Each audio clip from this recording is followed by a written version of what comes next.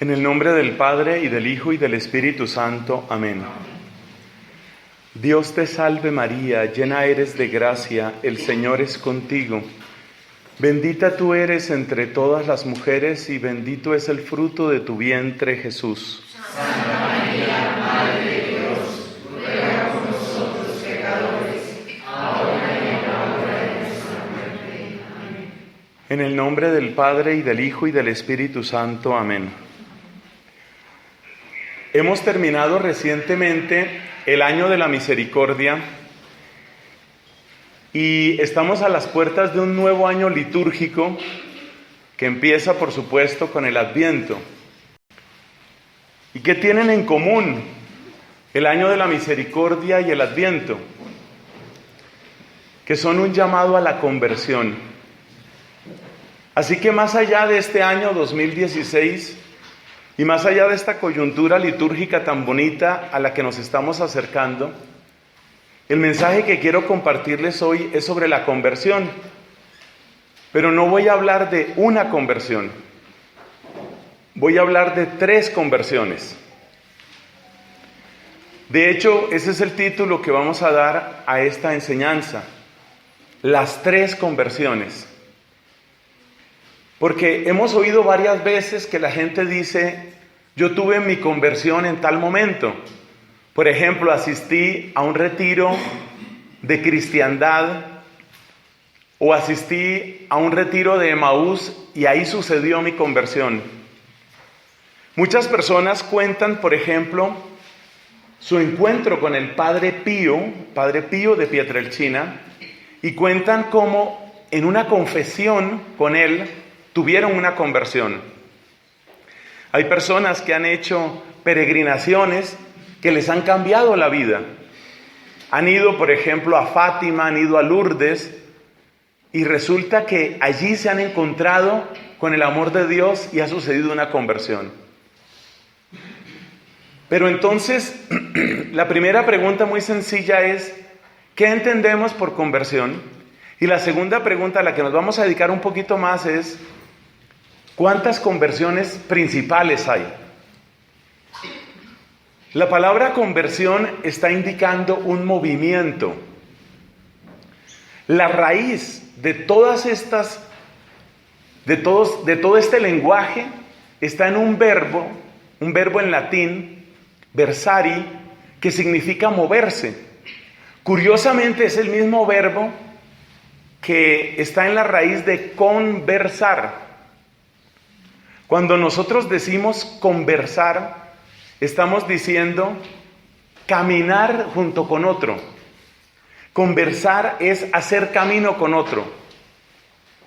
Y cuando yo tengo una conversación con alguien, yo camino con esa persona o le hago caminar conmigo.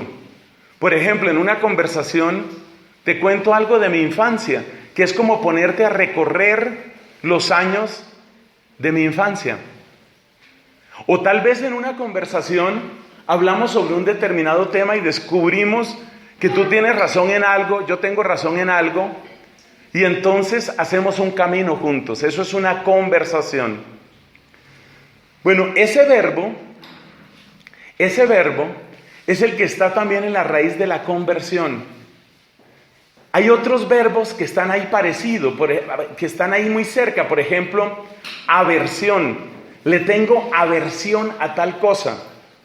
Y uno se da cuenta que la aversión es como un rechazo. Incluso hay una palabra que utilizamos mucho en Colombia para referirnos a los cambios que tienen los automóviles. Y hay un cambio que es ¿cuál? ¿Cuál es la que suena como esto? La reversa. La reversa. Todo eso es de la misma familia. Entonces, finalmente, ¿conversión qué es? Conversión es un cambio de dirección. Es caminar en una dirección diferente. Yo iba en un cierto sentido, pero me he vuelto en otro sentido. Así, por ejemplo, San Agustín describe lo que es el pecado diciendo: pecado es cuando tienes aversión a Dios y a su ley y tienes una conversión hacia los bienes parciales de las criaturas. Más compacto y más bonito se oye en latín: aversio ad Deo et conversio ad creaturas. Cuando te vuelves hacia las criaturas, por ejemplo, te vuelves hacia el dinero, te vuelves hacia el placer, te vuelves hacia las cosas que existen en este mundo, las absolutizas, se convierten en ídolos para ti, ese es el pecado. Pero fíjate cómo San Agustín nos enseña algo muy importante, y es que toda conversión va con una aversión. O sea, siento fastidio de las leyes de Dios y entonces me vuelvo hacia bienes parciales como son los que se encuentran en las criaturas. Aversio ad Deo se dice en latín, et conversio ad creaturas. Y luego dice él, bueno, y entonces, ¿en qué consiste nuestra redención? ¿En qué consiste nuestro cambio de vida? Pues será lo contrario. Es cuando nosotros damos la espalda a los bienes parciales porque buscamos el bien total en Dios. Entonces será aversio a creaturis et conversio ad Deum. Esa es la vida nueva, según San Agustín. ¿Y qué hace que uno tenga esa conversión? ¿Qué hace que uno busque ese bien mayor? ¿Qué es lo que hace que uno cambie su comportamiento? Porque eso no es automático. El resumen es, porque no me funcionan las cosas que yo creí que me iban a funcionar. Es decir, la mayor parte, la inmensa mayoría, casi digo todas las conversiones, empiezan porque algo no me funciona. Porque veo que han fracasado mis planes, porque veo que han fracasado mis amigos, porque veo que ha fracasado mi confianza. El mejor ejemplo lo tenemos en la Biblia, en la parábola del hijo pródigo. Ese hombre, o sea, el muchacho ese que pidió la herencia, él se sentía fuerte. ¿Por qué? Soy joven, tengo plata, tengo amigos, tengo placeres, la vida me funciona. ¿Y qué se necesitó para que él tuviera una conversión? Que la vida no le funcionara.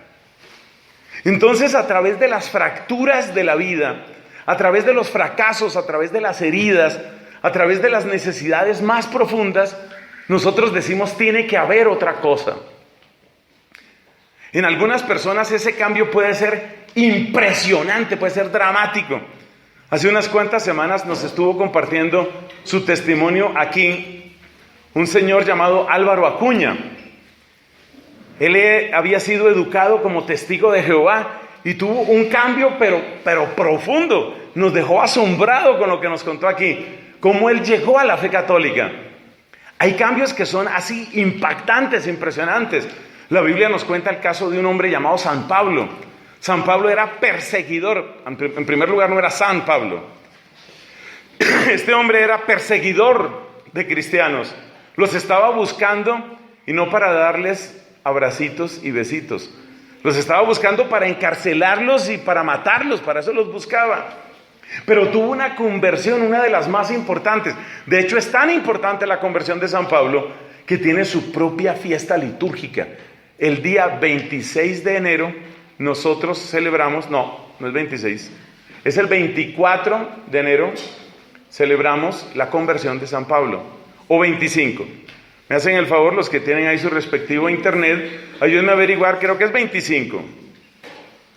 25 de enero celebramos la conversión de San Pablo. Es un hecho tan importante que realmente tiene su propia fiesta litúrgica. San Agustín es otro de los grandes convertidos. San Francisco de Asís, un gran convertido. En tiempos recientes se recuerdan hombres como este príncipe de los ateos, Paul Claudel, en Francia, que se convirtió al catolicismo. Tenemos el caso de la conversión de este hombre llamado Charles de Foucauld, el fundador de los Hermanitos de Jesús, que también tiene una conversión impresionante. Bueno, terminamos ahí la primera parte. Entonces, ¿conversión qué es? Es un volverse hacia Dios como bien central de mi vida. ¿Por qué? En la mayor parte de las cosas, de los casos, simplemente porque hay fracturas, porque hay cosas que no me funcionan. Acuérdate lo que le pasó al hijo pródigo. Cuando se le acabó todo, cuando este hombre se vio con hambre de alimento de cerdos. Ojalá pudiera comer lo que están comiendo estos cerdos. Y el tipo dijo, pero ¿hasta dónde he llegado? Es lo que la gente cuando cuenta su testimonio llama toqué fondo. Eso es tocar fondo. ¿Hasta dónde he llegado? ¿Cómo puede ser posible esto? Entonces, cuando se presentan esas fracturas, realmente uno cambia. Y ahí es donde viene ese proceso de conversión. Ahí termina esa primera parte. Ahora hablemos de cuántas conversiones hay. Uno podría pensar que es una sola conversión. Uno podría describir la conversión diciendo, mira, estaba haciendo las cosas mal, pero entonces tuve una conversión y ahora hago las cosas bien. Ya, se acabó, fin de la historia. En la práctica es un poquito más complejo, porque la llegada del amor de Dios a nuestra vida y la llegada del poder de Dios a nuestra vida es algo que se va como difundiendo. Dios lo primero que quiere es el sí sincero, profundo, creyente y amoroso de tu corazón. Y eso es lo más importante de todo. Y eso es a lo que llamamos por antonomasia la conversión. En el momento en el que tú le dices sí al señorío de Jesucristo, en el momento en el que tú le dices te acepto, te acojo como Señor de mi vida, voy a tomar en serio lo que tú eres, lo que tú dices, lo que tú haces, el poder de tu gracia en mi vida. Esa es la llegada del Señor. Pero un momento, ¿a dónde llegó Dios en ese momento? Dios llegó al centro de tu vida, pero todavía no ha llegado a toda tu vida. Ya está en el centro, ha recuperado su trono. Es algo muy importante, es un momento inolvidable, pero es solo el comienzo. Porque resulta que, como dice muy bien la carta de Santiago, dentro de cada uno de nosotros batallan distintas pasiones. Entonces, por ejemplo, le digo sí a Jesucristo, pero eso automáticamente no me quita unas cuantas costumbres malas que yo tengo. Por decir algo, quizás soy una persona perezosa. Entonces yo le digo sí a Jesús. Nada más importante que orar, sobre todo en mis cobijas. Porque uno es perezoso. Y uno empieza a darse cuenta que, digamos, de fondo ya le dijo que sí a Jesús. Pero las consecuencias del sí son las que no han llegado todavía. Y es ahí donde se ve la necesidad de otras conversiones. Te voy a decir esta frase porque veo con alegría que varios están tomando sus apuntes. Te voy a decir esta frase. Cada vez que entregas algo de tu vida a Jesucristo, hay una nueva conversión en ti. Cada vez que le entregas algo nuevo a Jesucristo. Y eso quiere decir que cada mala costumbre que vas dejando, cada vicio que vas dejando, cada pecado que vas dejando, cada amistad que no te servía para nada, y o le ayudas a la conversión a esa persona, o le dices, mire, permiso, si no nos vamos a ayudar, siga usted por su lado, yo por el mío.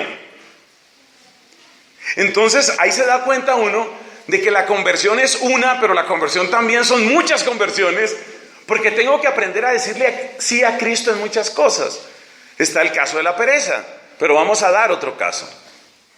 Yo le digo que sí a Cristo, pero cuando yo le digo que sí a Cristo, eso no cambia automáticamente el mundo en el que yo vivo. Entonces en mi mundo, por ejemplo, pues hay amigos, hay amigas, y mis amigos y mis amigas no han cambiado. El que cambié hasta cierto punto fui yo. Mis amigas no han cambiado, mis amigos no han cambiado. Entonces pensemos en el caso de una muchacha que tiene una conversión, le dice sí a Jesucristo, quizás incluso siente amor, siente entusiasmo, siente gozo por Jesús, pero no ha salido del mundo. Y de hecho Cristo dice que Él no quiere sacarnos del mundo, sino que quiere defendernos del maligno. Entonces, ¿qué quiere decir eso? Que esa muchacha que tenía esa conversión, luego vuelve a su colegio, por ejemplo, o a su universidad, y se encuentra con que sus compañeros, sus compañeras, su núcleo precioso de amigas, porque tiene un grupo de amigas que esos son la pandilla loca y esas son las... una para todas, todas para una, es decir, son mis amigotas, esas amigas, como dice por ahí un mensaje súper tierno que me encontré en Facebook, una muchacha le dice a otra, pues celebrando que son amigas, le dice: quiero que seamos amigas toda la vida y que mis hijos aprendan a decirte tía. Ay, qué tierno. Eso es muy tierno. Es decir, de lo poco que yo pueda conocer del corazón femenino, eso de tener una súper amiga, así la amiga, pero es que un momento, es la amiga. Y realmente, y mis hijos le dicen tía, y hemos sido amigas, y hemos batallado, y hemos de todo. Entonces, esta muchacha tiene su grupo de superamigas, y esta muchacha se ha convertido a Jesucristo, pero las superamigas no están todas en la misma tónica. Las amigas, unas están más o menos, y otras están que no, y otras están con muy distintas ideas, y en particular hay unas 2 o 3 que son bastante líderes, y esas que son bastante líderes, pues resulta que no son muy católicas. Son súper simpáticas, son súper modernas, son súper pilas, primeros puestos en el colegio, horizonte claro de trabajo en la universidad, hablan 3 idiomas, mejor dicho, hasta bonitas son.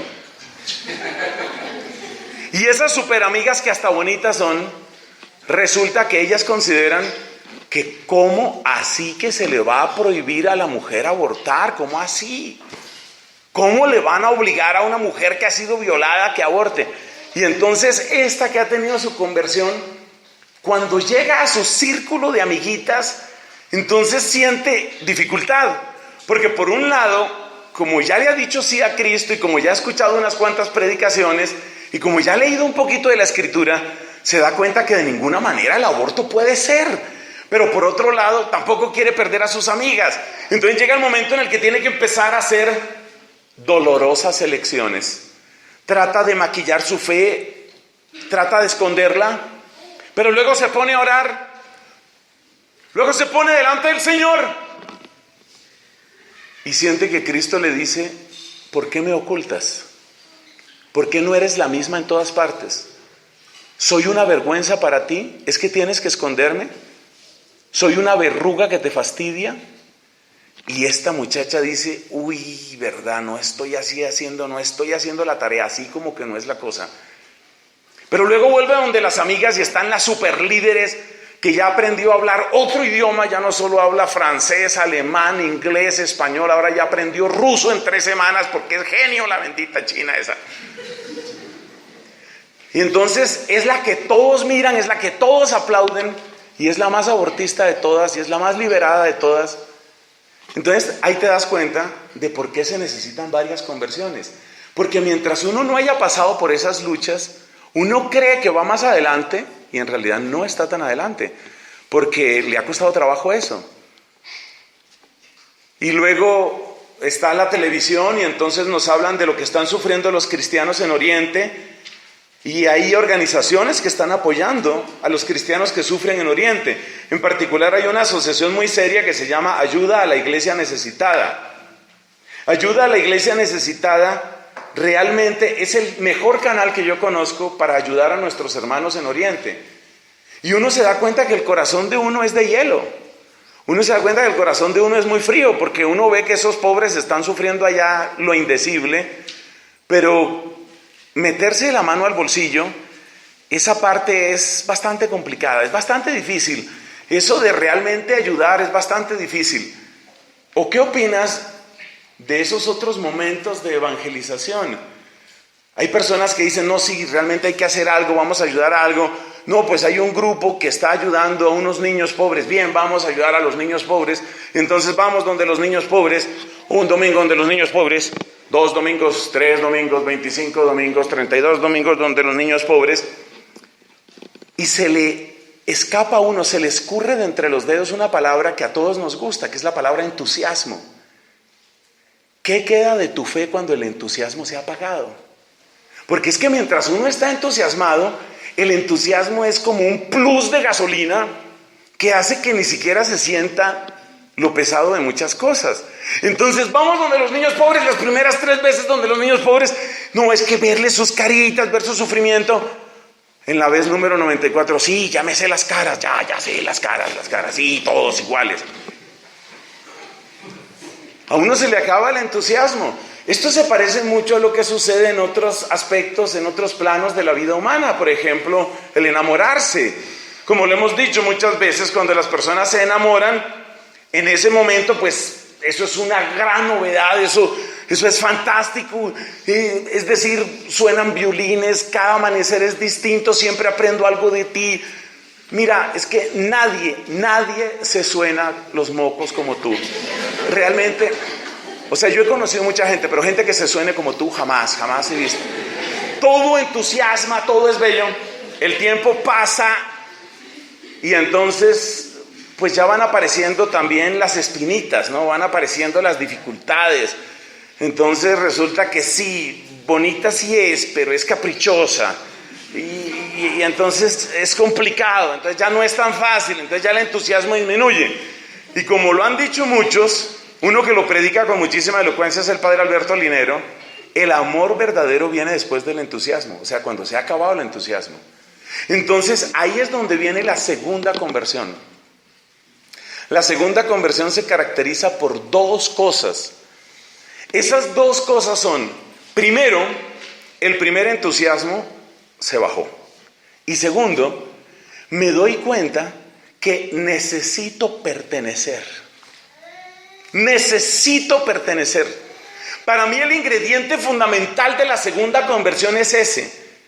Como yo no me puedo fiar de mi entusiasmo, porque el entusiasmo se me acaba, estamos en una sociedad pluralista. Si estás estudiando prácticamente en cualquier universidad, porque las universidades católicas en su mayoría se encuentran en un estado lamentable, casi en cualquier lugar donde estés estudiando. Antes había una diferencia bastante marcada entre universidades católicas y no católicas. Hoy, tristemente, en casi cualquier sitio puedes oír casi cualquier cosa con casi cualquier profesor. Entonces, ahí donde estás, ahí empiezas a descubrir el combate y entonces empiezas a descubrir el solo entusiasmo no basta. Con el solo entusiasmo no voy demasiado lejos. Necesito una actitud de compromiso. Necesito una especie de sintonía entre la cabeza y el corazón. Necesito ir no solamente cuando yo me sienta a gusto. Necesito comunidad. La gran mayoría de los católicos, y esto es muy triste para mí decirlo, no llegan a ese paso. Y no llegan a ese paso porque tampoco tienen clara conciencia de una conversión. O sea, ni siquiera la primera de la que hemos hablado. Y un católico que no tiene conciencia de una primera conversión le queda muy difícil encontrar la segunda. Pero esa segunda conversión tiene esa característica: necesito comunidad. Es decir, necesito un lugar. Precisamente lo que nosotros ofrecemos aquí, lo que hemos querido ofrecer desde el principio en Familia Espiritual, como se ofrece en muchísimos otros sitios, es eso. Un lugar donde puedas llegar, donde puedas dar de los talentos que has recibido, donde puedas asumir un compromiso, donde puedas alimentarte. Es decir, que aunque la entrada a estas asambleas siempre es completamente libre, ustedes lo han visto, lo han vivido, lo han experimentado, ustedes se dan cuenta que en el fondo lo que nosotros deseamos es que cada uno de ustedes vaya diciendo: oiga, yo necesito eso. No se trata de que este es el único lugar en Bogotá, si no vienen aquí se condenarán eternamente. No, esa mentalidad, ese lenguaje es el lenguaje de las sectas. Yo no te digo que tiene que ser aquí. Lo que sí te digo es que en algún momento tú vas a descubrir que sí necesitas un sitio y que no sirve simplemente ir en un momento y al otro momento. Y tú vas a empezar a descubrir que tu asistencia no puede depender, por ejemplo, de la lluvia. Yo cuando venía aquí con mi sombrilla y trayendo la cámara y trayendo todo, yo decía: ay, Dios mío, ¿cuántos habrán llegado? Porque uno también a veces se desanima, ¿no? Cuando llega demasiado poca gente. Y resulta que la respuesta ha sido hermosísima el día de hoy.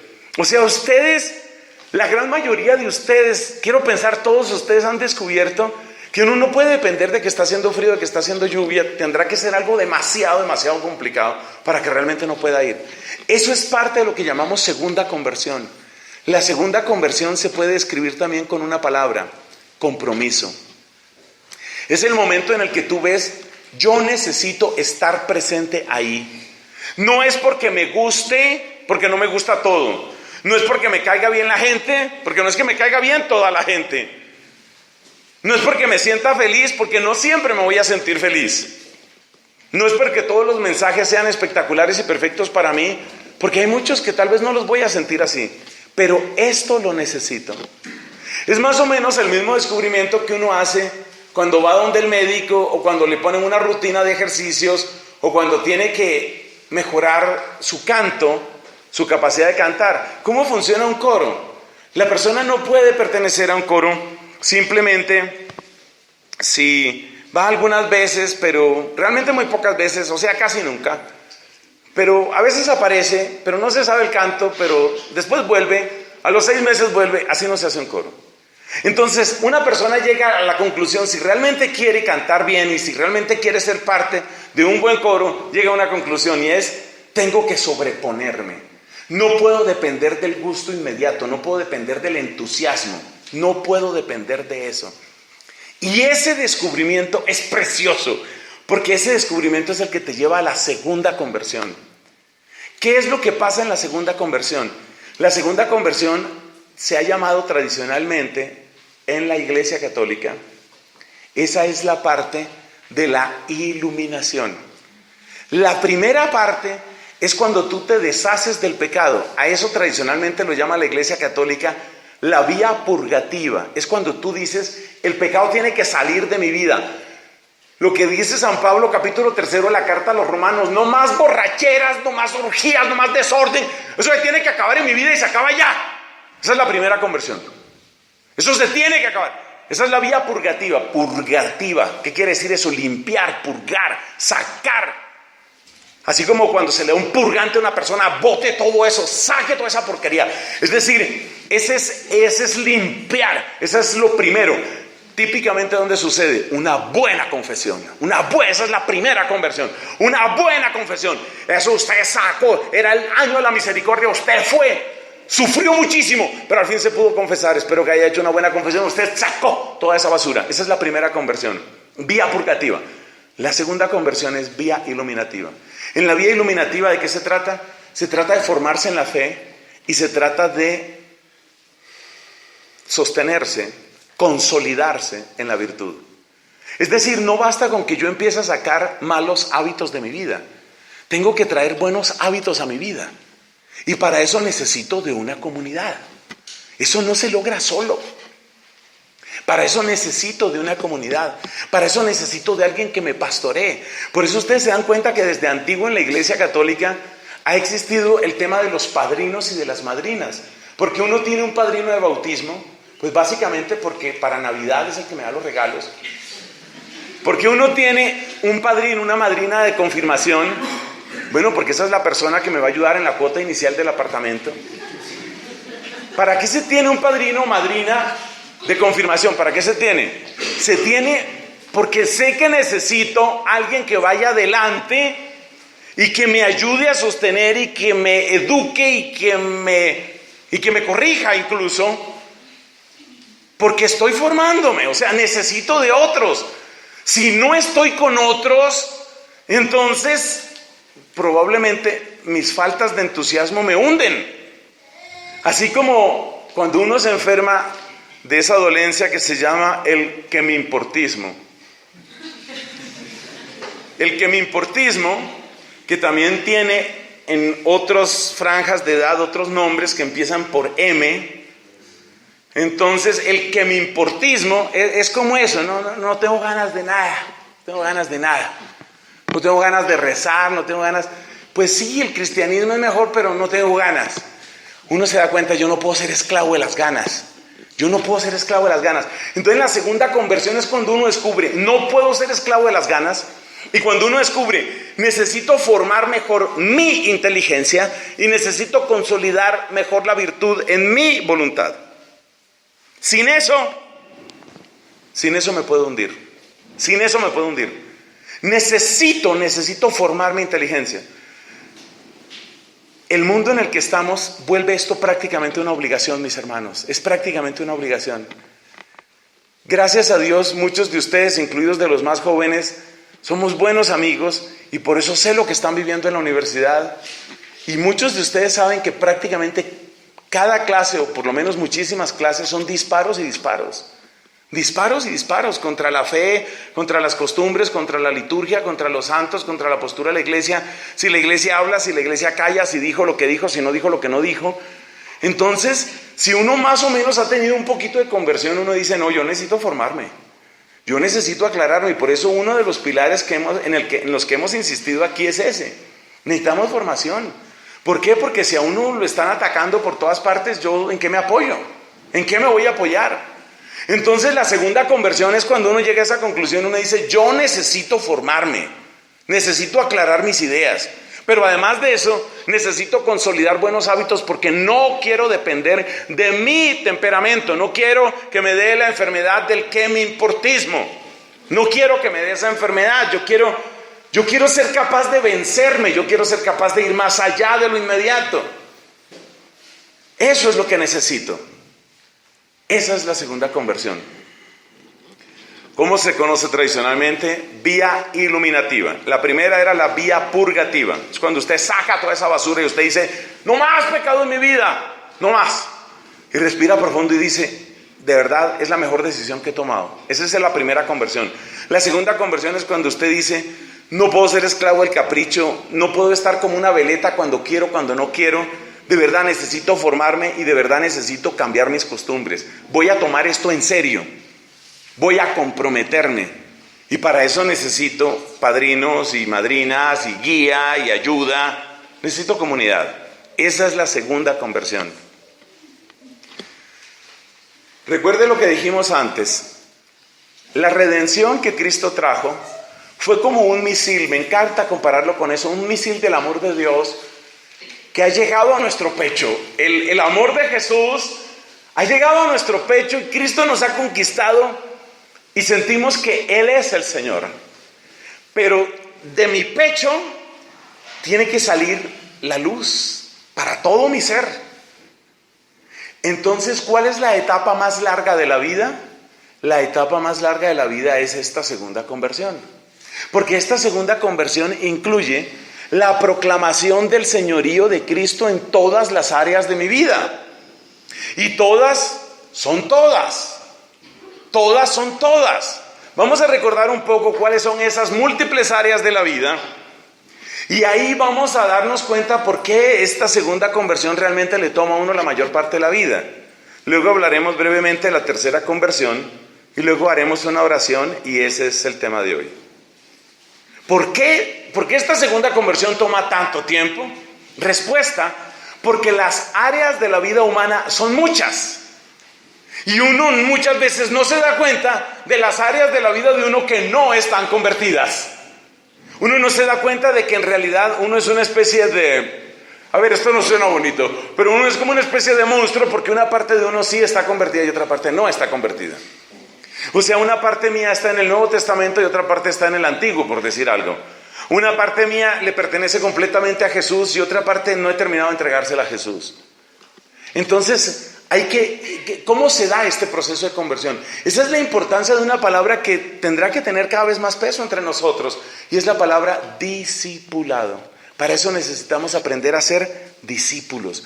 Discípulo es en el fondo lo que es un bautizado con su padrino o madrina, lo que es un confirmado con su padrino o su madrina. En el fondo de lo que se trata en el discipulado, ¿qué es? Una personita que me vaya recordando áreas que tal vez yo estoy descuidando. Por ejemplo, me volví perezoso para la parte de estudio, de formación intelectual, de conocimiento de mi fe. Porque algunas personas pueden sentir esa pereza de al fin saber que si la Biblia tiene 66 libros o tiene 73 libros, que unos dicen una cosa, otros dicen otra, y entonces por ahí dicen algunos, pues partan diferencia. Entonces... hay gente que quiere resolver las cosas de ese modo. Entonces, ¿cuál es el problema? No peleemos.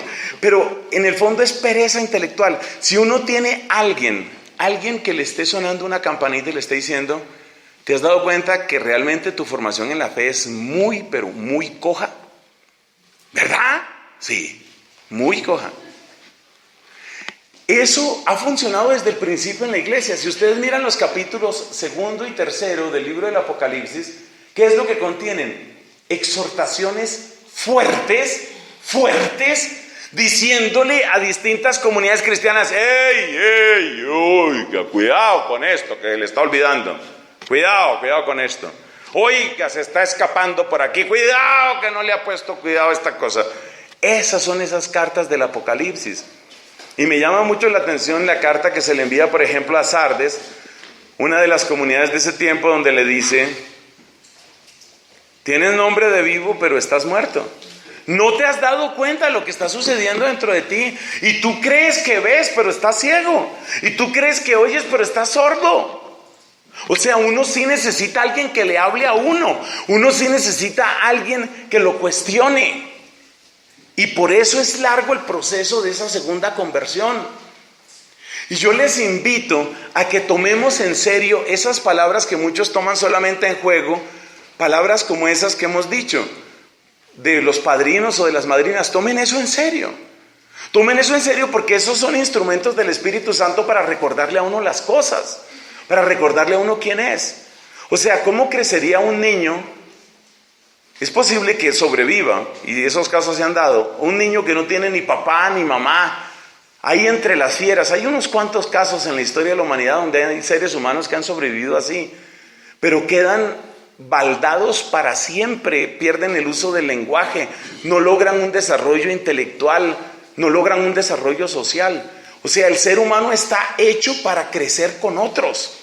Estamos hechos para recibir de otros, por una parte, el ánimo que se necesita, los abracitos que se necesitan, pero también una persona que me diga: se te está olvidando esto, cuidado con esto, yo creo que aquí te equivocaste.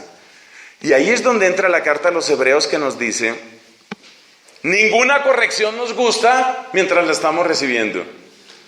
Entonces, eso quiere decir que ¿cuál es el ingrediente principal en la segunda conversión? El ingrediente más importante en la segunda conversión es la humildad. Porque el demonio hará todo lo posible y casi lo imposible para que tú te desconectes. O sea, el demonio sabe muy bien que mientras tú estés conectado al Señor, mientras tú estés conectado a la oración, mientras tú estés conectado a la palabra de Dios, mientras tú estés conectado a los sacramentos, mientras tú estés conectado a la comunidad, mientras estés conectado a la iglesia, no es posible vencerte. Hay un ejemplo que muchas veces se ha dicho. Ustedes han visto esas películas, esos documentales, donde por ejemplo un tigre o un león están persiguiendo una manada, por ejemplo de cebras. Y ustedes han visto que todo el trabajo del león es lograr que una de las cebras se separe. Una vez que está separada, entonces es posible caerle. Entonces, esto es muy importante para entender.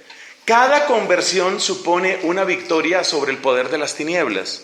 Y el poder de las tinieblas no quiere soltar su presa. Y esa presa, a ver, esto es muy feo decirlo, pero esa presa somos nosotros. O éramos nosotros. Por eso dice San Pablo en el capítulo 2 de la carta a los Efesios: eso erais vosotros. Entonces nosotros éramos esa presa que el demonio sentía segura. Nosotros éramos la presa que él sentía segura en sus garras, en sus fauces. Una persona como María Magdalena, el demonio la sentía totalmente segura. Era realmente una legión, era un grupo de demonios lo que se le había entrado a esa mujer. Es decir, esta ya está segura. Y llega Cristo y le arranca esa presa. Por eso dice la carta a los Colosenses: nos ha sacado del dominio de las tinieblas, del poder de las tinieblas. Y uno tiene que entender que cada conversión, hermanos, cada conversión es siempre una victoria sobre las tinieblas. Pero las tinieblas, es decir, el pecado, el demonio, no sueltan su presa fácilmente. Eso nos obliga a devolvernos por un momento a la primera conversión para empezar a ver qué tipo de combates son los que se dan. Cuando una persona está pensando en hacer su primera conversión, es decir, cuando la persona quiere dejar el pecado y quiere decirle sí a Dios, ¿de qué manera el enemigo intenta evitar eso? Porque sabe que ahí es donde nos va a perder. Hay varios modos de describirlo. Uno de esos modos es la parábola del sembrador. Por ejemplo, la parábola del sembrador nos dice que una parte de la semilla cayó y llegaron los pájaros y se la comieron inmediatamente. ¿Eso a qué equivale? El demonio quiere que tú te distraigas continuamente, que cada vez que haya un mensaje de Dios, tú estás muy ocupado, estás muy distraído, tienes que ir a una fiesta, tienes que hablar con un amigo, hay una música especial, me estoy acordando de no sé qué, hoy no estoy de ambiente. Es decir, a toda costa el enemigo quiere que tú no oigas, que tú no oigas. Porque si tú empiezas a oír la palabra de Dios, esa palabra es como espada afilada que llega hasta la juntura del alma y del espíritu, dice la carta a los Hebreos. Y esa palabra tiene poder porque no va a volver al Señor sin dar fruto. Entonces el enemigo a toda costa quiere que tú no oigas esa palabra. Quiere mantenerte distraído. Quiere llenarte de prejuicios hacia la iglesia. La iglesia me odia, me detesta, la iglesia no me quiere. No me quiere porque... por muchas razones. Por ejemplo, la iglesia no me quiere porque la iglesia no quiere a los pobres, o la iglesia no quiere a los ricos, o la iglesia no quiere a los homosexuales, o la iglesia no quiere a las mujeres. La iglesia no quiere a las mujeres, la Biblia es un libro machista, patriarcalista. Ese es el lenguaje del demonio. ¿Por qué? Porque el demonio quiere a toda costa que tú no toques ese libro, que no toques. Porque si tú llegas a tocar ese libro, si tú llegas a volverte amiga de ese libro que se llama la palabra de Dios, si tú empiezas a leer la palabra de Dios con frecuencia, eso va a producir un impacto impresionante dentro de ti. No, esa Biblia no, tú no la vas a poder entender. Además la Biblia está contra la mujer, además la Biblia es retrógrada, además la Biblia está en contra de todo lo más avanzado del mundo, y además la Biblia te va a hacer amargada, además la Biblia te va a llevar a... Toda esa baba suelta el infierno tratando de evitar que tú oigas esa palabra. Luego nos dice la parábola del sembrador que hay semilla que cae y que crece, pero que la tierra es demasiado delgada, es decir, esa es la superficialidad. Entonces, si el demonio ve, no pude hacer nada, sí oyó. Bueno, entonces, ya que oyó esa palabra, que la tome de una manera superficial. No, mira, ya tú estás bien, o sea, no seas fanático, no seas fanática. Mira, no exageres, no hay que exagerar la nota, es decir, tampoco tanto. Basta con eso. Ya les he contado la historia de aquel señor que se acercó y me dijo, por hacerme conversación por ahí en una recepción, me decía el señor: padre, qué gusto verlo, qué bien se ve usted con ese hábito, se ve menos deforme, padre. Algo así me dijo, el tipo trataba de ser amable, ¿no? Se ve un poco menos buñuelo, padre, qué bien. Bueno, y en medio de su conversación el tipo este dice: yo soy católico, vengo de una familia muy católica, pero yo no soy fanático. Fanático sí no soy. ¿Y qué entendía él por ser fanático? Por ejemplo, y le pregunté yo, ¿no? ¿Y qué entiendes tú por ser fanático? Y me dice: fanático, esa gente que está cada 8 días en misa. O sea, para él ya eso es fanatismo, imagínense, calcule. Si ese ya es el fanatismo, ver a alguien llegar un viernes por la noche a oír un sermón, significa que ustedes son un grupo de alienados, ustedes son una secta. Entonces, en la primera conversión, ¿cuál es la estrategia del demonio? Que no oigas, pero si oyes, que te lo tomes light. Una de las maneras de tomarlo light es el supermercado. Entonces yo escojo de la fe lo que me gusta. Su merced linda piensa casarse, claro, mi gran sueño es casarme, yo quiero casarme, debe ser muy bonito casarse. De hecho ya me he medido varios vestidos. Bueno, quiere casarse, está bien. Usted quiere casarse, excelente. Y dado que quiere casarse, es consciente de lo que significa formar una familia, educar unos hijos. Usted es consciente del tiempo en el que estamos y de lo que implica hoy, educar hijos hoy. Pues yo pienso que mis hijos van a ser tan tiernos, mis hijos van a ser tan lindos. O sea, yo me los imagino así todos cachetoncitos, mis hijos van a ser... O sea, esa persona está viviendo un cuento de hadas. Esa persona no está asumiendo la realidad, todo lo toma así light. O toman las cosas que les gustan las ceremonias, pero no les gusta la moral de la iglesia. ¿Y cuál es la otra? ¿Qué hace el demonio? No, resulta que la semilla sí empezó a crecer, no hay nada que hacer. Ahí entran en pelea los demonios unos con otros. Yo le dije que atacara, pero usted no vea. Bueno, ahora no queda sino las zarzas. Entonces, ¿cuál es el tercer ataque del demonio? El tercer ataque del demonio se llama el ataque de los bonos. ¿Por qué se llama así? Porque el ataque de los bonos es: te voy a llenar de tanto trabajo, te voy a llenar de tantas cosas, te voy a llenar... ¿Para qué? Para ganar el bono, claro, porque si uno no trabaja duro, no gana el bono. Entonces el ataque de los bonos, tengo que trabajar muchísimo. O sea, mi meta es dejar en pañales a Uribe. Tengo que trabajar muchísimo, trabajar. Tengo que saturarme. Y en esa saturación, la voz de Dios, ¿dónde queda? Por allá perdida. Eso fue lo que más me atacó a mí. Porque Dios me llamó por primera vez cuando yo tenía 15 años de edad. Ahí me llamó por primera vez para ser sacerdote.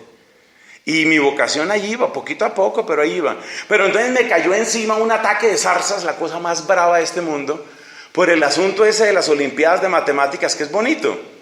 Y entonces las matemáticas y la física y la ciencia, y yo tenía unos papás, es que no es fácil, con ciertos papás, no es fácil. ¿Por qué? Porque mi papá de manera subliminal me decía, te doy hasta tal edad para que traigas un premio Nobel. ¿Ves? Los bonos. Los bonos. O sea que yo ya enfrenté el problema de los bonos a los 16, 17 años. Entonces, claro, yo dele a trabajar la física, la matemática. Tengo que aprender los desarrollos de Taylor, la segunda derivada, la integral en el vector. Mientras no domine la transformada de Laplace, no soy nadie en esta vida. Y mientras todo eso pasaba, Dios, ¿dónde quedaba? Por allá más perdido. Entonces el demonio siempre ataca así, que no oigas la palabra, pero si la oyes, que la oigas con superficialidad y escogiendo a tu gusto. Y si no es así, entonces te agobia de cosas. Bueno, eso en cuanto a la primera conversión. Ahora, ¿cuáles son los ataques del demonio en la segunda conversión? Los ataques del demonio en la segunda conversión se sintetizan en 4, y yo creo que esto le puede interesar especialmente a aquellos que han dado un sí para pertenecer a esta comunidad. ¿A qué me refiero? A que son personas que quieren tomar en serio su segunda conversión. No digo que ellos sean los únicos que están en segunda conversión, seguramente muchos más, pero me refiero a las personas que están dando ese paso. Entonces, ¿qué sucede? Sucede y acontece que en la segunda conversión también está el ataque del enemigo. ¿Qué es la segunda conversión? Es formarse en la fe y es consolidar la virtud perteneciendo a una comunidad. Esos son los 3 elementos. Formarse en la fe, consolidar buenas costumbres, o sea, consolidar la virtud, pero además ¿qué? Además perteneciendo a una comunidad. Y por esos 3 lados te va a atacar el enemigo. Como esos son los 3 objetivos de la segunda conversión, entonces el enemigo te va a atacar por esos 3 lados. ¿De qué modo? Va a reemplazar la sabiduría con retórica. Va a reemplazar la conversión de las costumbres con cuidado de la imagen. Y va a reemplazar la pertenencia a la comunidad con me siento a gusto aquí. Por favor, tomar nota de esos ataques. El primer ataque, ¿cuál es? A ver, Dios a qué nos llama en la segunda conversión. Dios nos llama a que crezcamos en la sabiduría. Eso nos llama, que crezcamos en la sabiduría. Pero entonces el demonio dice, mira, no es tanto asunto de sabiduría, es asunto de saber manejar lenguaje, es asunto de retórica. Y cuando se pasa de la sabiduría a la retórica, entonces muy fácilmente se pasa, por ejemplo, de un sacerdote a un pastor protestante, o se pasa de un ministerio de música, que no lo veo prácticamente existente hoy, ¿sí? Veo una zona vacía. Entonces, de un ministerio de música inexistente, se pasa a ese sí es el grupo. Es que hay que ver el culto que se da allá donde el pastor no sé cuánto. Entonces, ¿cuál es el problema de la retórica? La retórica no se preocupa por la verdad, se preocupa solamente por la sensación. Entonces, por ejemplo, yo quiero paz, busco paz. Yo he encontrado paz en Cristo, pero últimamente no encuentro paz en Cristo, entonces estoy haciendo un curso de meditación. Entonces estoy haciendo meditación zen para encontrar la paz. Eso es lo propio de la retórica, que tú no sepas ni siquiera a qué horas cambiaste la fe. Porque lo único que interesa es la sensación, lo único que interesa es el efecto. Entonces, el verdadero propósito de la segunda conversión es que tú avances en el conocimiento de tu fe y te formes. Te formes es que tengas verdaderas convicciones y tengas claridad sobre qué es lo que creemos y vivimos en la Iglesia Católica. Pero la retórica, ¿qué es? La retórica es la palabrería que simplemente funciona. Lo que funciona. Entonces reemplazamos lo verdadero por lo que funciona. Esa es la primera tentación. Reemplazar lo verdadero por lo que funciona. A mí el yoga me funciona perfectamente. Entonces yo me quedo con el yoga. Yo realmente tengo claros mis principios. Yo no necesito estar yendo por allá. Yo ya sé lo que es bueno y lo que es malo. No tengo necesidad de eso. Entonces fíjate, reemplazar lo verdadero por lo que funciona, por lo que me funciona. Y yo con eso me siento bien. En cambio, yo no sé, yo a veces voy a la iglesia y entonces los padres están siempre hablando que el pecado, que arrepentirse.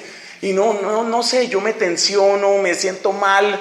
Hay veces que se me inflaman los tobillos, una vez se me crecieron las orejas, no sé, no me siento bien, realmente no me siento bien. Entonces yo necesito sentirme bien, yo necesito algo que a mí me funcione. Esa es la gran tentación, o la primera gran tentación en la segunda conversión.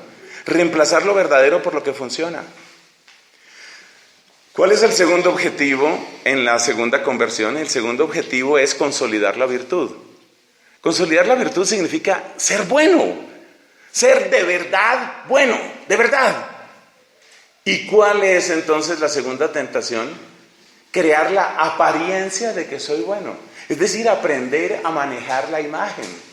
Y entonces yo he conocido, y tal cuántas veces habré caído en eso, por Dios, he conocido muchos católicos que manejan la imagen simplemente. Uno maneja la imagen de buen papá, uno maneja la imagen de buen esposo, uno maneja la imagen de buen amigo, uno maneja imagen. Y el manejo de imagen es un verdadero peligro, porque esa no es tu realidad. ¿Y sabes dónde se empieza a notar eso? En que uno se cansa de hacer un papel, ¿cierto? Un actor no puede estar siempre actuando. Entonces, ¿qué pasa? Que tal vez yo en el grupo o en la comunidad me manifiesto como una persona alegre, simpático, entrador, soy amigo de todos, bien, ¿y qué más? ¿Todo bien? Sí, soy el gran líder, yo saludo más que George Bush, o sea, una cosa impresionante. Pero, ¿qué pasa? Que, por ejemplo, yo soy un hombre casado. Entonces, ahí sí, como decía mi madre, que ese refrán es tan común, luz de plaza, oscuridad de casa. Entonces resulta que la imagen yo la logro sostener, pero afuera, pero los que viven conmigo tienen otra versión de lo que soy yo. ¿Por qué? Porque en el fondo yo lo único que he cuidado es una imagen. Y mantener una imagen todo el tiempo es simplemente imposible. Llega el momento en el que se demuestra quién eres tú en realidad. Y ahí es donde la persona, en medio de su agotamiento, la persona en medio de su cansancio de representar un papel, ya no da más. Entonces, la primera tentación, ¿cuál es? Reemplazar lo verdadero por lo que me funciona. La segunda tentación es reemplazar la bondad y la virtud, reemplazarlas ¿por qué? Por una imagen, por sostener una imagen. Y con respecto a la comunidad, ¿cuál es la gran tentación? La gran tentación es erigirse uno en juez implacable de todos los demás. Todos los demás. Entonces, sí, pues yo al principio me sentía bien, pero no sé, eso hay tanta envidia y tanto chisme, es que todo el mundo, no sé, hay como un mal ambiente. Y en el fondo pueden tener razón los que dicen eso. Porque claro, todos los que estamos en una comunidad religiosa o todos los que estamos en una comunidad laical, todos los que pues somos imperfectos. Entonces, si yo me pongo a hacer una lista de las imperfecciones de mis hermanos que viven aquí en el convento de Santo Domingo, y si ellos hacen la lista de las mías sobre todo, te aseguro que son listas muy largas. Entonces el enemigo se aprovecha de eso. Si te has dado cuenta lo fea que es la gente allá. Oye, es que hay gente pero con ganas, ¿verdad? Con impulso. Son feos con impulso. Es una cosa grave, Entonces el enemigo empieza a mostrarte y a subrayarte los defectos de los demás. Si te diste cuenta cómo te hablaron, si te diste cuenta que te excluyeron, si te diste cuenta que hubo para todos menos para ti. Porque el enemigo quiere eso, quiere que tú te indispongas con la comunidad, de manera que tú te conviertas en juez de la comunidad. Y cuando uno se convierte en juez de la comunidad, lo que ha criticado tanto el Papa Francisco, cuando uno se convierte en juez de la comunidad, ya uno no es hermano, ya uno no ayuda a construir, porque lo más importante de ser juez, ¿qué es? Lo más importante es manos atrás, levantar la barbilla, dejar de trabajar y empezar a ver quién está fallando. Y eso es muy fácil. ¿Por qué? Porque como todos vamos en camino, ¿qué quiere decir que vamos en camino? Que no hemos llegado. ¿Y qué quiere decir que no hemos llegado? Que tenemos muchas imperfecciones. Y si tenemos muchas imperfecciones, hay mucho que criticar. Mucho que criticar. Ustedes saben que con frecuencia yo hago algunos apuntes con respecto a mi situación y peso corporal. Pues una vez me encontré en estos videos que publico en YouTube, la gente le pone unos comentarios. A mí me tocó moderar los comentarios porque hay gente que blasfema de una manera espantosa, de una manera asquerosa, sobre todo lo que es contra Cristo, la Virgen es terrible. Entonces yo no dejo los comentarios automáticos, salvo algunas personas que ya uno va conociendo, porque hay gente que blasfema de una manera escandalosa. Entonces salen cosas chistosas en los comentarios que por supuesto no publico. Por allá un señor decía: ¿y usted quiere que yo le crea a usted, gordo? Es decir, él sentía, ¿cómo puede Dios obrar en medio de tanto, pero tanto tocino? ¿Sí? Realmente, la gracia penetra la grasa. Esa era la pregunta teológica de él, ¿no? O sea, lo importante que es atacar. Y si no es por eso, sería por calvo o por feo o por lo que sea. Siempre es fácil encontrar algo para atacar a los demás, siempre. Y uno siempre encuentra. Por ejemplo, usted, señora, ¿por qué me mira rayado? Desde que yo llegué, usted no ha hecho sino reírse. ¿Por qué me mira así? ¿Por qué se ríe? ¿Por qué? ¿Ve? Entonces, si se ríen, porque se ríen. Si me tratan, porque me tratan. Y eso es el demonio. Mejor dicho, esa es estrategia del demonio. ¿Para qué? Para que uno saque la única conclusión posible. ¿La conclusión cuál es? Yo ya aprendí lo que tenía que aprender. Yo ya sé lo que es bueno y lo que es malo. Yo no necesito estar por allá en grupitos y más grupitos y estar ahí todos y cantar y no, qué cuento, ya yo sé lo que es bueno, es un tipo serio, ya sé lo que es bueno. Entonces uno se entra en el individualismo. Pero más que eso, lo que el enemigo quiere, ¿sabes qué es? ¿Sabes qué es? Devolverte a Egipto. Lo que él quiere es devolverte a Egipto. ¿Te acuerdas cuando iban los israelitas en el desierto? Que les parecía imposible seguir avanzando. Y entonces, ¿qué era lo que el demonio les ponía en el corazón? Devuélvanse, nombren un líder y devuélvanse a Egipto. ¿Y cómo se acordaban ellos de Egipto? Era un Egipto idealizado, ¿no? El Egipto ideal. ¿Cómo es el Egipto idealizado? Es... esas comilonas cuando nos sentábamos alrededor de la olla de carne y comíamos. Y realmente era así. A ver, ¿quién gana? ¿Ganamos nosotros o gana la vaca muerta? A ver, ¿quién gana? ¿La acabamos o nos acaba? Y a comer, se dijo. Era un Egipto idealizado. ¿Qué es lo que Dios quiere? Que tú llegues a la tierra prometida. ¿Qué es lo que el enemigo quiere? Que tú te devuelvas a Egipto. Así de sencillo. ¿Y tu Egipto cuál es? Pues tu Egipto es de lo que tú eras antes. Incluso a veces la gente le dice a uno: Nelson, usted era un tipo, no sé, como razonable, y ahora, no sé, a todas horas es Jesús, la Virgen. ¿Qué le pasó, hermano? O sea, tampoco, no, así tampoco. No, acuérdese, los billares de la décima, hermano, acuérdese. Mire, ya ese lugar ya no es lo mismo. Eso ya no es lo mismo. Mire, yo me acuerdo, ¿se acuerda, por ejemplo, de esas borracheras? ¿Se acuerda a la vez esa que amanecimos todos vomitados? ¿Sí se acuerda? Todos vomitados, ¿se acuerda? Nunca más, oiga, eso nunca más, mejor dicho, su mal ejemplo está cundiendo, hermano. Ya la gente está dejando el trago, ya se dañó todo, ya el ambiente se dañó. ¿Qué es lo que el enemigo quiere atacando a tu nueva comunidad? Que tú te devuelvas a tu antigua comunidad. Eso es lo que quiere. Que tú te devuelvas a tu antiguo modo de ser, que tú te devuelvas a tus antiguas relaciones. En donde busca un amago de compañía, en donde busca una cierta expresión de compañía y de cariño a la gente. ¿Dónde la busca? En el amor. En el amor. Entonces, ¿qué es lo que quiere el enemigo? Que tú te devuelvas a las relaciones que tenías. Muchas veces relaciones de fornicación, relaciones de adulterio. Lo que el enemigo quiere es que te devuelvas allá, que te devuelvas a tu grupo. Un grupo que era bien conocido, se llamaba La Pernicia. El enemigo quiere devolverte a la pernicia. Quiere que tú vuelvas allá con todos los perniciosos y que tú vuelvas a hacer lo que antes eras. Es que antes a usted, no sé, uno le podía echar un chiste, usted era una persona, no sé, como comprensivo, pero ahora no, todo es pecado, todo es malo. O sea, usted se está volviendo igual que todos esos curas que son unos hipócritas. Esa es la voz del demonio. ¿Qué es lo que el demonio quiere? Devolverte a Egipto. Para eso, ¿qué quiere? Separarte de la comunidad. ¿Qué es separarte de la comunidad? Separarte de la comunidad es que tú empieces a juzgar a todos. Y por eso, ¿cuál es la gran respuesta para eso? La gran respuesta de nuevo es la humildad. La humildad es la que responde a estas tres grandes tentaciones. Mira, la primera tentación era reemplazar la verdad por lo que a mí me funciona. Pero yo me doy cuenta un momento, es que tal vez lo que yo creo que me funciona a largo plazo me va a hacer daño. Yo no puedo poner mi criterio en primer lugar. El segundo, ¿cuál era? Reemplazar el crecimiento en la virtud por simplemente guardar una imagen. La humildad, ¿cuál es? La humildad es la verdad, dice Santa Teresa. Ese no soy yo en realidad. Yo tengo que aprender a ser lo que soy en verdad.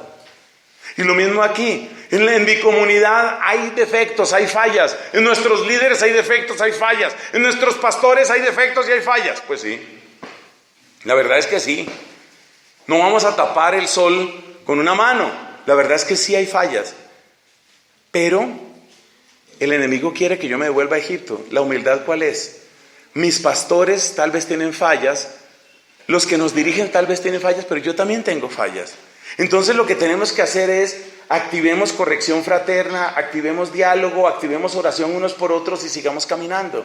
Esa es la respuesta a esas tentaciones. Esa es la respuesta. Entonces las tres grandes tentaciones, por última vez repito, son cambiar la verdad por lo que a mí me funciona, cambiar la virtud por simplemente cuidar una imagen y cambiar la comunidad por el grupito ese fantástico que yo tenía, la pernicia. Ese era un grupo, esa gente, esa gente yo la recuerdo con un cariño tan especial. O sea, si no se hubieran suicidado, ¿verdad que hubiéramos hecho cosas, pero muy buenas, muy, muy buenas? Bueno, mencionemos brevemente la tercera conversión. ¿Qué pasa cuando una persona ha caminado en la segunda conversión? La persona que ha caminado en la segunda conversión realmente ha empezado a crecer en distintas áreas de su vida. En sus afectos, ha madurado. En su sexualidad, que sigue el plan de Dios de acuerdo con su estado. En su economía, que no la quería mencionar porque yo soy tímido para el asunto de la plata, pero la economía también tiene que ser evangelizada. O sea, tu economía, tú, ¿qué aportas tú? ¿Tú qué aportas para la evangelización en la Iglesia Católica? ¿Tú qué aportas para el servicio de los más necesitados? De lo tuyo, ¿qué aportas? Entonces es necesario que la conversión llegue a todas esas áreas. A mi desempeño social, yo no puedo ser una persona con mis amigos, otra persona con mi papá, otra persona en el grupo y otra persona cuando nadie me está viendo. No puedo ser distintas personas. ¿Qué es crecer en esta segunda conversión? Es realmente otorgarle todas las llaves a Cristo. Que Él pueda entrar a todas las áreas de mi vida. Que pueda entrar a mis amistades, a mi descanso, a mi plata, a mis afectos, a mi cuerpo, a mi historial de internet. Que Cristo pueda entrar a todo lo que yo soy. Eso es segunda conversión. Bueno, uno podría decir, ya ahí está todo, ya qué más le hace falta. O sea, si ya Cristo es Señor de todas las áreas de su vida, ya, y usted tiene un compromiso y usted pertenece a una comunidad, pues ya se logró todo, listo. ¿Qué sigue de ahí? Pues canonizar a la persona. O sea, ya lo logró, ya muy bien, ok, logrado. ¿Cómo es que dicen? Meta cumplida, ¿no? ¿Cómo es? La expresión esa que dicen, ¿no? Cuando una cosa ya se ha realizado, entonces dicen, hombre, como es una expresión. No, es otra expresión que se utiliza ahorita, quizás ahorita me acuerdo, cuando ya se logra un determinado resultado, ¿no? Meta cumplida, una cosa así se dice. Tampoco es esa, pero bueno. Entonces, después de que toda esa conversión se ha dado, es decir, que uno ha crecido en la humildad y en la coherencia, se ha formado en su fe, ha aprendido a hacer comunidad. Ese es un grandísimo avance, eso toma años. Pero después de que eso se ha dado, ¿qué sigue? ¿Qué es lo que sigue? Entonces nosotros miramos pues a nuestro punto de referencia, que es Jesucristo. Miramos a Jesucristo y nos damos cuenta que Jesucristo, pues por supuesto, tiene su comunidad, por supuesto, ilumina con su ser, por supuesto en Él se da toda virtud. Pero hay un momento en el que Él dice, hay que ir a Jerusalén. Y hay un momento en el que Él dice, hay que entregar la vida. Y hay un momento en el que suelta esta frase, no hay mayor amor que dar la vida. O sea que La vida cristiana no es simplemente una vida buena, es una vida entregada. Es una vida entregada. Me llama la atención lo que dice San Pablo, por ejemplo, me parece que es a los Corintios. Habíais llegado a ser tan valiosos para nosotros que queríamos entregar hasta nuestra propia vida. Es decir, llega el momento en el que el amor y el servicio no consiste en hacer algo, sino consiste en entregarse a uno mismo, en darse a uno mismo. Y eso es lo propio de la tercera conversión. A esa tercera conversión se le llama tradicionalmente en la Iglesia Católica la vía unitiva. Y el signo propio de esa tercera conversión no es otro sino la cruz. Es decir, es el deseo de consumirse por Cristo, es el deseo de fundirse con Cristo, por eso se llama vía unitiva. Es el deseo de ser uno con Cristo. Llega el momento en el que el amor a Cristo trasciende toda palabra. Eso es lo que les pasa a los santos, eso es lo que les ha pasado a los mártires, eso es lo que les ha pasado a los místicos. Llega el momento en el que se trasciende de tal manera todo límite que la persona dice: yo quiero unirme a Cristo. Mire, las personas que hayan amado entienden esto, y sobre todo los que aman con intensidad a su pareja, esto lo van a entender muy bien. Porque amar, sobre todo en el amor esponsal, en el amor de pareja, siempre supone un deseo de estar donde está el amado. Y lo que te pase a mí, a ti, que me pase a mí. Es que esa es la cumbre del amor. Yo no puedo decir que te amo totalmente si no quiero que me suceda a mí lo mismo que te sucede a ti. Entonces, ¿qué es lo que le ha pasado a un Santo Domingo? Santo Domingo de Guzmán, el fundador nuestro, se queda mirando. ¿Cuántas veces contempló Santo Domingo esa cruz? Santo Domingo se da cuenta que Cristo lo entregó todo, que Cristo amó hasta el final, que realmente en el sacrificio de su propia vida fue donde pronunció verdaderamente el amor en toda su extensión. Y Domingo siente: a mí todavía me falta. De tanto ver a ese Jesús, Domingo siente: todavía me falta, yo quiero ser como Él, yo quiero llegar allá. Yo quiero también entregarme así. Yo quiero unirme a Él. Lo que le pasa a una esposa con el esposo. Eso no es simplemente la unión de amor, la unión íntima. Es eso, quiero compartir tu suerte. Por eso se habla de cónyuge, el que lleva el mismo yugo. Es que estamos compartiendo lo mismo. Consorte, el que comparte la misma suerte. Quiero compartir la misma suerte, el mismo yugo. Quiero que me pase a mí lo que te pasa a ti. Y ese amor desbordado, ese amor es el que produce la vía unitiva. Es el deseo de sufrir por Él. Entonces le preguntaron a Santo Domingo: ¿y tú qué haces si te llegan a atacar? Porque él tenía unos enemigos terribles que querían matarlo. ¿Y tú qué haces si te van a matar? Y dice Santo Domingo: solamente les pediría que no fuera demasiado rápido para que pudiera ser sufrimiento como el de mi amado. Esos son los santos. Que no fuera rápido, porque quiero sufrir como sufrió mi amado. Y esa es la manera de Catalina de Siena. Cuando en una visión el Señor le muestra por una parte una corona de rosas y por otro lado una corona de espinas, ella dice: no, para mí la de espinas, que es la tuya. O sea, ¿cómo puede tener la esposa un tratamiento distinto al esposo? Tú eres mi esposo, le dice Catalina a Jesús. Tú eres mi esposo, tú estás coronado de espinas, así voy yo también.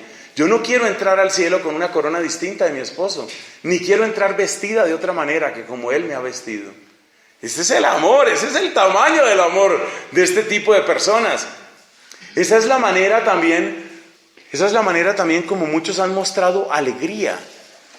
La exclamación, hay una obra que ustedes pueden encontrar en buena parte traducida en internet, se llama Actas de los Mártires. Las Actas de los Mártires relatan cómo fueron los últimos momentos de muchos de los que fueron torturados y asesinados en los primeros siglos del cristianismo.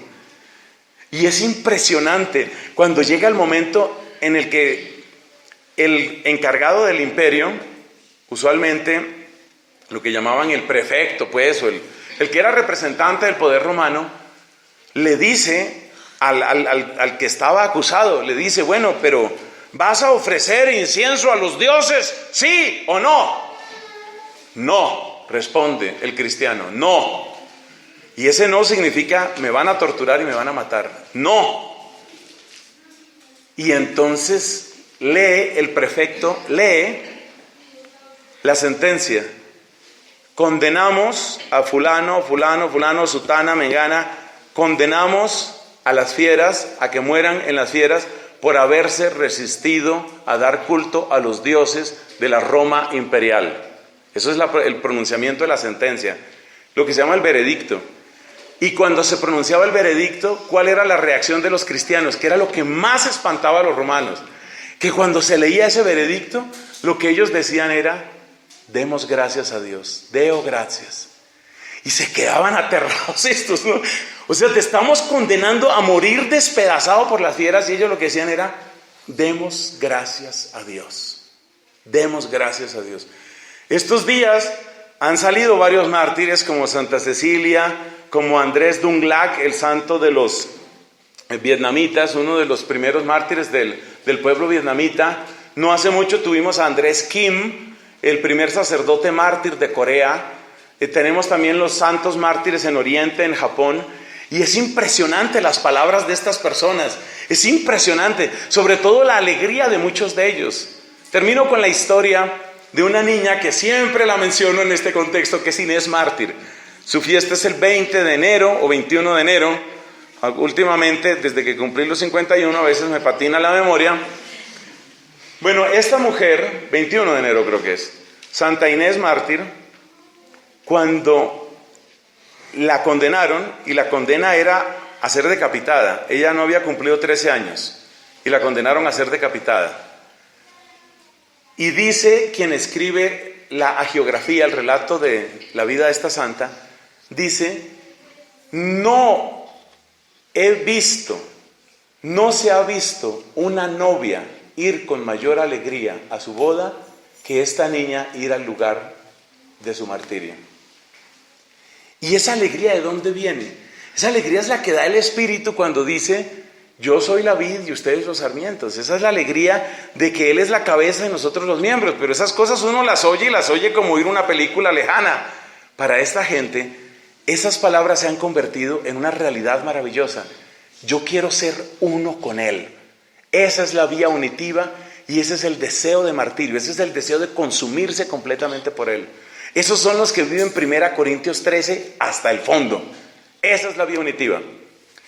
Terminamos nuestra predicación. Entonces, primera conversión, detestar el pecado. Segunda conversión, asumir un compromiso de crecimiento. Tercera conversión, desear con todas las fuerzas y encaminarse a la unión total con Cristo. Preferiblemente a través del martirio. Por última vez repetimos, porque es necesario que quede afianzado. Primera conversión, llegar a detestar y dejar el pecado. Segunda conversión, asumir un compromiso de crecimiento en una comunidad. Tercera conversión, mi unión total con el amado, hasta quemarme en el mismo fuego de amor que le llegó a Él. Gloria al Padre, al Hijo y al Espíritu Santo. Amén.